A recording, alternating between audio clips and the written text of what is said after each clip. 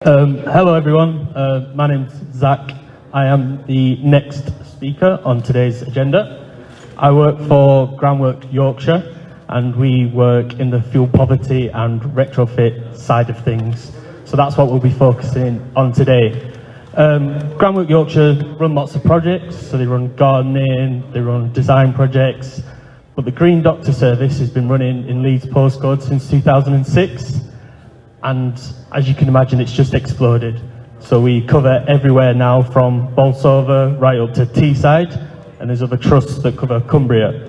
So if you're not from Wetherby, we can still probably help, but if you're in Leeds, the service could definitely be for you.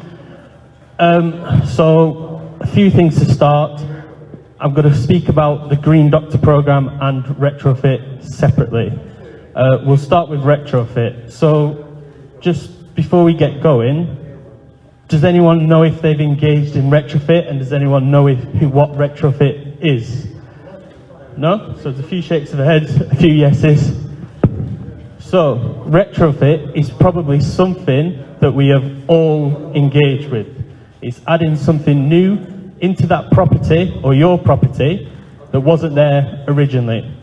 So if you've replaced the boiler recently, that's a version of retrofitting because it wasn't there originally. So the schemes we work on now are looking at the property as a whole picture. For a long time, what we've done is we might have just replaced the boiler, we might have just done the cavity wall insulation, we might have just done the loft. What we're hoping to promote today is more of a plan over the next 20, 30, 40 years, so you have a pathway to get that property as well insulated as possible. But this brings up the other caveat of where do we start? People might have engaged before, people might not have a clue about where they would start, and that's where we can hopefully come in today and help everyone out a little bit. But a definition of retrofit a bit clearer. So it's the process of making changes to existing buildings so that your energy consumption comes down and the emissions that property has been releasing are reduced. These changes also have a number of benefits. So hopefully less emissions, your property is more comfortable in the winter months, and you will have lower fuel bills, which is obviously going to be very important going forward. So making homes more comfortable and easier to keep warm and healthy is a key thing. If you've got health conditions, this is going to really benefit you. Another point is that we're protecting the building fabric going forward as well. Most of our housing stock is the oldest in Europe and the leakiest and draftiest in Europe as well. So protecting these beautiful buildings going forward as well is also important. The second point is reducing the energy demand. So if we make a building as efficient as possible, it's going to really, really help what you put in next. For example, if you put a heat pump in without doing any insulation, it will not run as well as if you put a heat pump in a well-insulated building. I'll leave that point there because I think the guys later on will probably expand on that a little bit more. But that is called a fabric-first approach. We want to insulate your building as well as possible to reduce that demand in the future. Most boilers that are in everyone's properties now are incredibly oversized. They produce too much output for what you need, basically.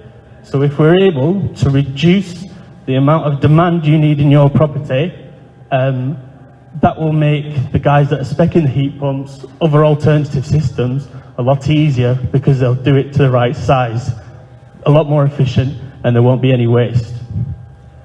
Finally, the last point on the retrofit, it helps the overall energy demand.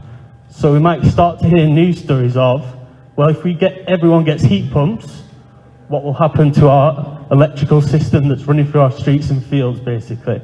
There's lots of concerns at the moment that that might not be able to keep up with the demand that's going to be coming from all you people. So if we're able to reduce the energy demand on those properties, that system will not have much strain, basically, because you won't need as much heat to heat your property because it's really well insulated. So I'm not talking about insulating to incredible standards where you don't need a heating system. We just want to make sure that your property is healthy, you're warm and comfortable, and you're able to keep the heat in the property and not lose any. The one point that's in capitals at the bottom, build tight and ventilate right, is the message I want you to take from this. We all might know what we need for our property to top the loft up. Maybe we need external wall insulation. But, like I mentioned earlier, our properties are some of the leakiest in Europe. So if you make it airtighter, seal up all those places where the condensation and water can escape, that means there's an increased risk of moisture in your property. So we want to think about the two things in conjunction. We're doing the retrofit right, we're building airtight, but we need to get ventilation systems in place as well. And that's what I wanted to get across today, that ventilation is just as important as the retrofit of the fabric of the building. So, what is a retrofit assessment? We've been working up and down the country doing retrofit assessments for councils, Sheffield, Leeds, Birmingham, all over the place. But that's mainly in the social housing sector. This is a report that can be done for your property that gives you an insight of how your property is currently performing in terms of energy efficiency. It's there down on paper, there's figures that you can see basically. So, what do we do on a retrofit assessment? We'd come out to your property, we'd have to have a look at all the elevations, have to have a look in your rooms, have a look at the condition of that property. That's the first thing we do. We check that the ventilation system, if it's there, is working right. If not, it will need an upgrade. And we'll also check on the building fabric to make sure that there's no issues with pointing, there's no wider building issues before the retrofit can happen. The next thing we would do is an energy assessment. Like I said, this lists how your property is currently performing and what the recommended measures are for your property. So it might be a case that you live in a top floor flat and a heat pump might not be the system that you'll get in the future. It might be a form of district heating, for example. So all these little minor things are important.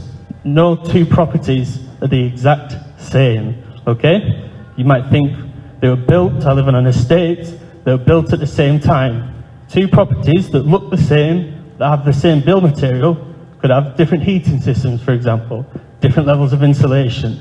So that's why a START report and a retrofit assessment is really important on your path going forward to reduce the to improve the energy efficiency in your home. The final report that you'll get is an occupancy assessment. How these two neighbours are using their buildings might be incredibly different.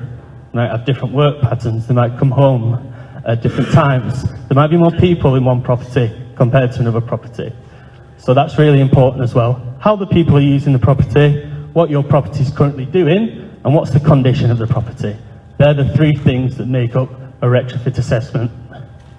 So once you've done this retrofit assessment, it will list a number of potential measures that you can do going forward.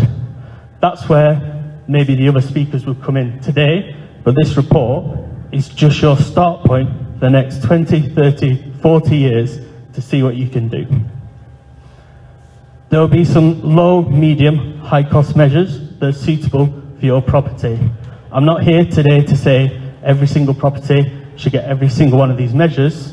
It depends what's on the report basically and what you might have already done in the past, but this is some examples of some low cost quick wins. They could include draft proofing. So doors, windows, letterboxes, sealing those drafts up.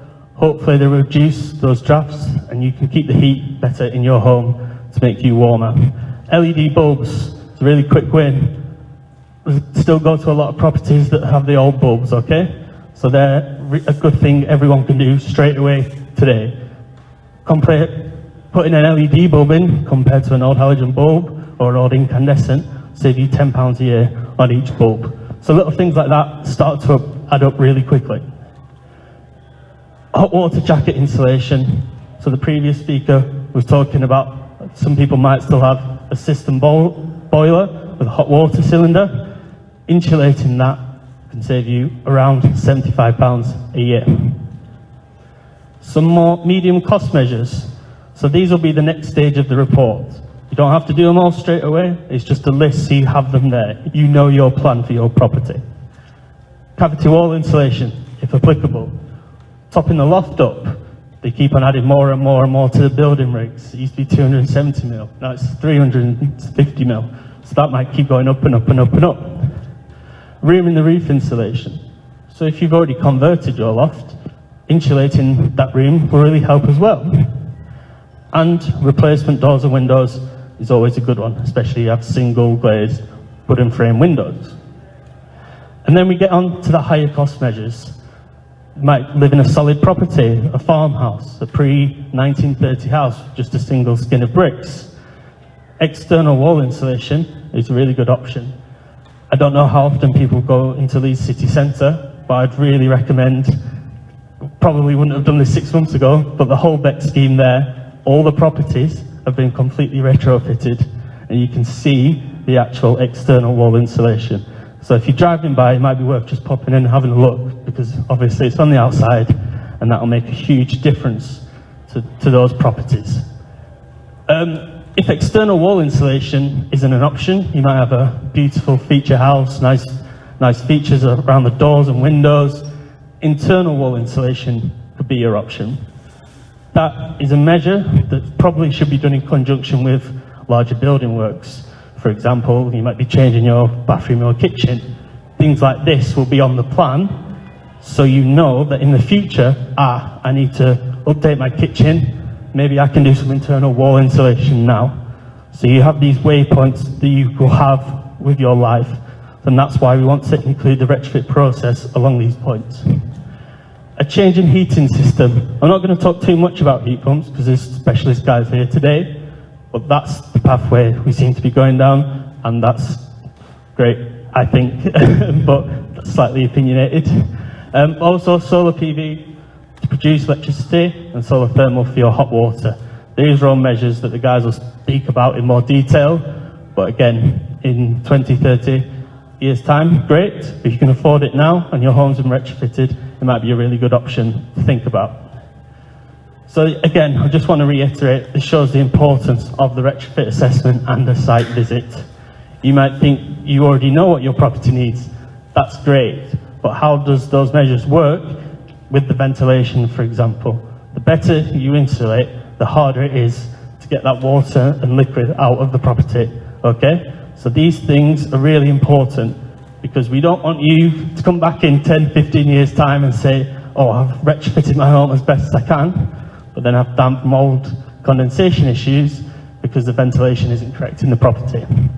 So I have examples of reports in the next room. So once all the speakers have spoken, if you want to come over, I can talk through all the reports and what's the finer details in each of those reports. But hopefully today we've got you thinking about the start of your retrofit journey and what you can do with your property in terms of insulation. So how to contact Groundwork Green Doctors. There's a website, there's a phone number. I'm sure these slides will be sent around. There is a price for the retrofit assessment, but there also is an energy performance certificate as well, which is a slightly watered down version. Still gives you the recommendations, but probably in not as much detail. So that's the retrofit side of things spoken about. I did just want to mention the Groundwork Green Doctor scheme, because what that is funded advice in your home regarding any issues you might have with energy. You can come and see me after and we can book in a home visit, but it's really important that with the rise in energy bills, that there might be a new demographic of people who might need help and advice. So please come and see us if you think this might be you. One more thing to potentially think about is the savings you can make on your water bill that I don't think get mentioned enough. So again, I'm not going to go into too much detail regarding that, please come see me, but there's lots and lots of schemes for your water bill. So for years and years and years in the past, we maybe thought you can switch energy companies, you can get a great saving. Yorkshire Water have lots and lots of schemes for people, okay? So it's something worth looking at to negotiate the rise in energy costs on your gas and electric. If you are looking for funded work, for example, you might get paid to have your cavity done or your loft topped up, you will have to go through a new government process called PAS. There's a lot of detail in that. If people do want to have a chat about that, please come talk to me after. But yeah, I think that's basically it. I don't really know how we're doing for time, but yeah, we'll call it there. Fantastic. Thank you.